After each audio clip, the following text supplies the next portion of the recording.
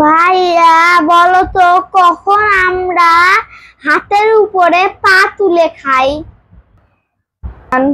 প্রশ্নের উত্তরটা হচ্ছে আমরা যখন মুরগির পাটা মুখের কাছে নিয়ে এসে খাই।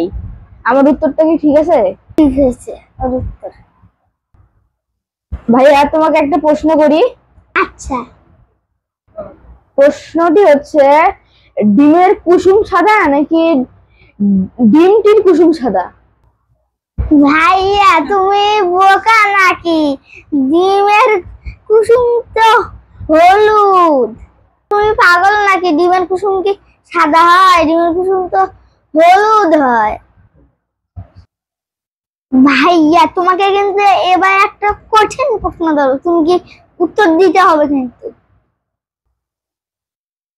ঠিক আছে, বলো দেখি কি প্রশ্ন, তোমার কঠিন প্রশ্ন কি? ভাইয়া বলো তো একটা টেবিলে 6টা মোমবাতি আছে, তা দুইটা নিভে গেলে কয়টা থাকলো? প্রশ্নটা তো কঠিন, এটা তো চিন্তার বিষয়। টেবিলের মধ্যে 6টা মোমবাতি আছে, তার মধ্যে 2টা মোমবাতি নিভে গেছে। তাহলে তো টেবিলের মধ্যে 6টাই মোমবাতি থাকলো।